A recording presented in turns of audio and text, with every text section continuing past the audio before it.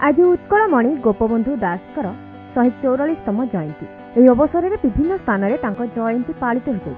सूचना अनुसार पुरी जिला पिपिली जागृति सांस्कृतिक युव संगठन पक्षर गोपबंधु जन्मदिवस अवसर में स्थानीय दांड मुकुंदपुर संस्कृति भवन ठारे कवि गोपबंधु संगीत समारोह पालित हो। कार्यक्रम में संगठनर सभापति, अवसरप्राप्त शिक्षक, समाजसेवी प्रमुख बहु लोक सामिल हुई गोपबंधु फटोचित्र में माल्यार्पण कर आनुष्ठानिक भाव संगीत समारोह को उद्घाटन करथिले। संगीत अध्यापक डॉक्टर शशिकांत नायकों द्वारा गोपबंधु उपर प्रस्तुत करा स्वतंत्र संगीत परिवेशन करथिले जागृति अनुष्ठान गीतिकार माने।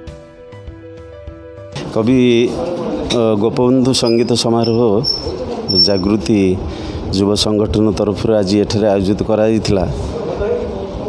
अत्यंत मनमुग्धकर, कारण मु जेते दिन संगीत क्षेत्र में रहिले केबे भी मु गोपबंधुंकर जो कविता से लिखि जाइछन्ति केबे भी मु ताकू गायन करि नाही कोनोसी मंच रे। तेणु आज गोटे निश्चित भाव में एक सुखबर एवं जागृति संगठनर मुख्य जे प्रभात कुमार महापात्र तांकर तत्वावधान रे आज एमती एक आयोजन करा जाइछि। गोपबंधुंकर कविता को कविता को जिते कारावास रे से थिले गोपबंधु थिले सेतेबेले से लिखिछन्ते अनेक कविता लिखिथिले, अनेक भजन लिखिथिले, अनेक देशात्मबोध संगीत लिखिथिले।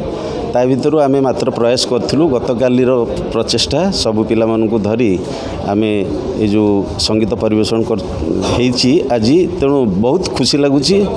आज पवित्र गोपबंधु जयंती 144तम जयंती अवसर में जागृति सांस्कृतिक युव संगठन जन स्वार्थ सुरक्षा समिति आनुकूल्य सकाळे तो पुष्पमाल्य दि जाइथला प्रतिमूर्ति रे, किंतु वर्तमान एक नियारा ढंगर कार्यक्रम ग्रहण कराइथला।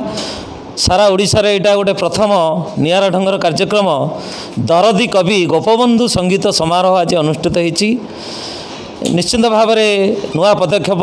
प्रकृत में गोपबंधुंकर काव्य कविता भितर इति भरपूर कविता रही। से परिवेश हो पारे, से आध्यात्मिक हो पारे, से भजन हो पारे, से दार्शनिक वातावरण रे कविता हो पारे। अनेक कविता रही। देशात्मक कविता तो भरपूर।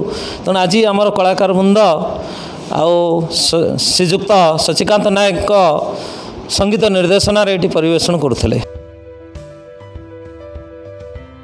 तेबे कोणार्क निकटस्थ बालीदेकान सरस्वती शिशु मंदिर परिसर में महापुरुष तथा उत्कलमणि पंडित गोपबंधु दास को पुण्य जन्म जयंती पालित हो। प्रधान आचार्य रसानंद विश्वलांक अध्यक्षतार अनुष्ठित यह कार्यक्रम में कोविड नियम पालन पूर्वक अनुष्ठान आचार्य माने जोगदे महापुरुष गोपबंधु प्रतिमा पुष्पमाल्य अर्पण पूर्वक गभीर श्रद्धांजलि जणाइबा सह उत्कलमणि आदर्श अनुप्राणित हो समाज सेवा और सुनागरिक होगापी शपथ करथिले। परे सामाजिक कर्मी तथा परिवेश प्रेमी ज्ञानरंजन विश्वलांक नेतृत्व में सुंदर आम विद्यालय सुंदर आम परिवेश आह्वान दे विद्यालय कर्मचारी माने मास्क पिंधिबा सह समदूरता बजाय रखी विद्यालय परिसर व्यापक सफाई करने सह विभिन्न प्रजातिर औषधीय फल और फूल गछ मान लगाइथिले।